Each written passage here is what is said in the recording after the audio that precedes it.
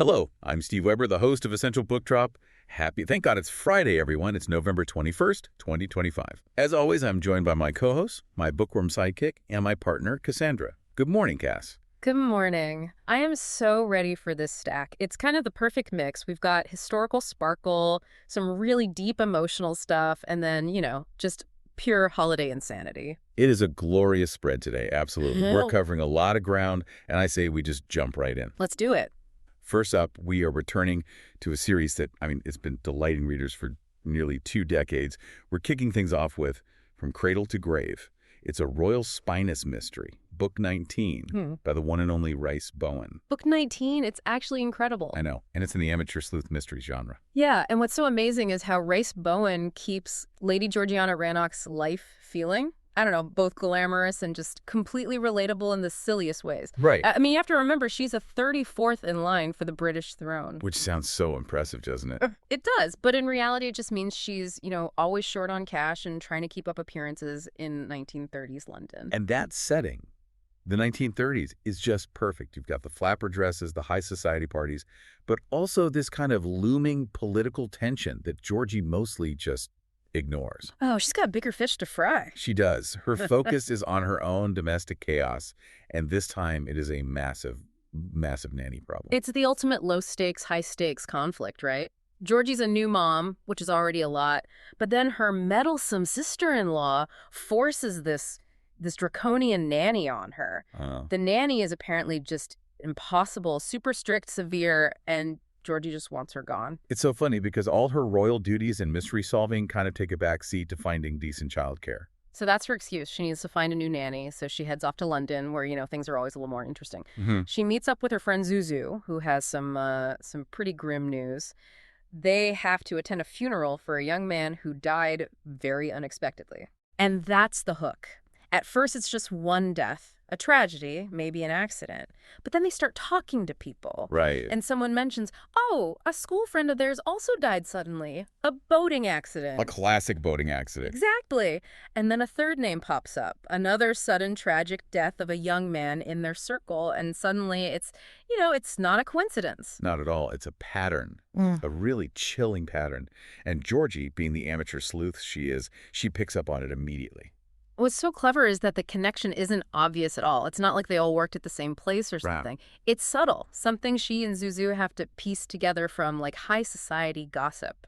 And this is where the tension really kicks in and why this works so well, even as the 19th book. Yeah. Because as Georgie starts pulling on these threads, she has this horrible realization about the profile of the victims.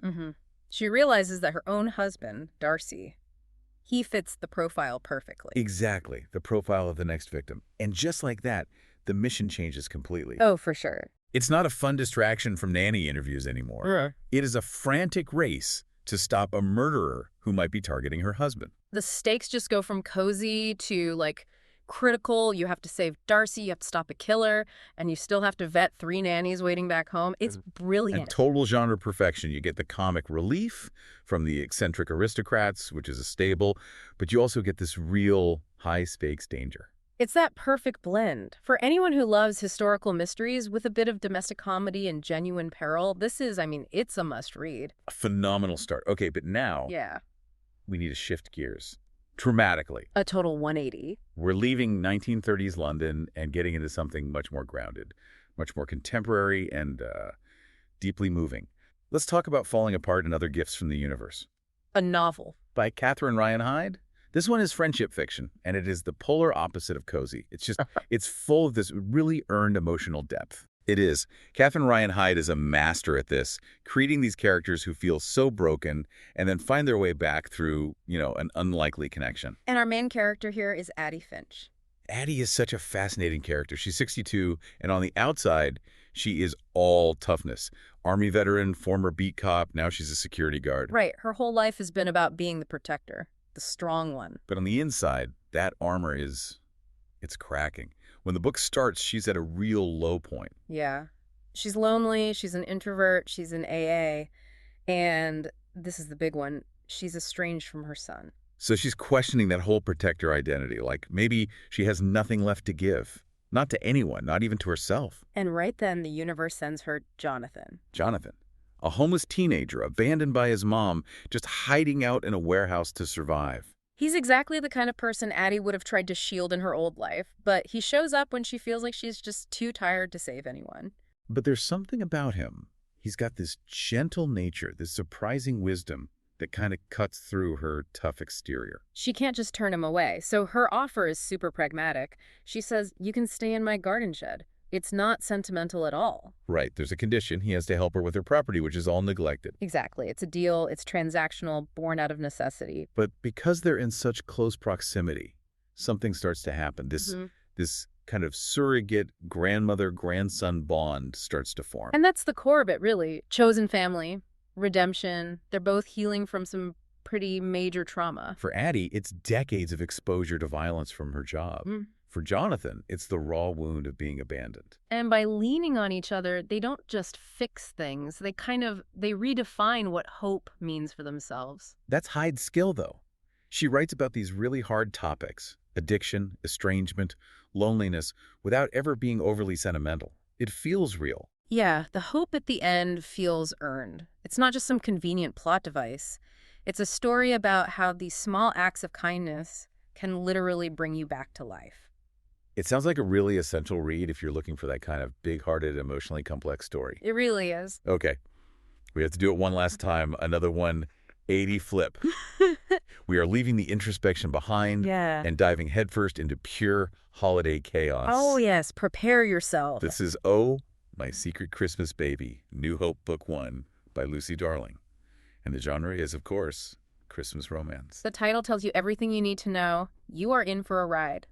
And it starts with our heroine, Candy, who is in a very complicated spot. Complicated is one word for it. She was tricked into a surrogacy agreement, but then she discovers the baby she's carrying is biologically hers. And the father is a complete stranger, a guy named Hollis. So what do you do? I mean, what is the logical next step? Obviously, you pack up and run straight to the baby daddy's small, Christmas-obsessed town. Of course.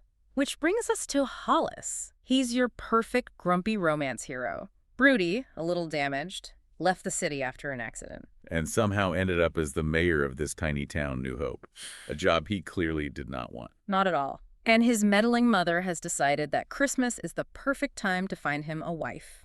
She set him up with this very enthusiastic party planner. And Hollis, in a moment of panic, does the only sensible thing. He lies, he tells everyone he's already engaged to his assistant. Which just sets the table perfectly for maximum chaos.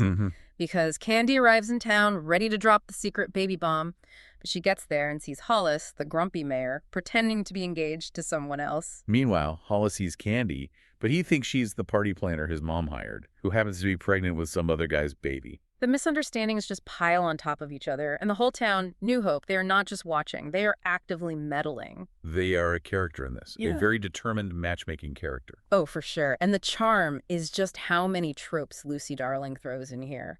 You've got forced proximity, the secret baby, fake engagement. Grumpy sunshine dynamic, all of it. The whole Christmas stocking. It's just a guaranteed fun time. It's witty, it's fast-paced, and it definitely delivers on the steam and the heartwarming, crazy resolution. And it's book 1 in the New Hope series, so you know this count is just getting started.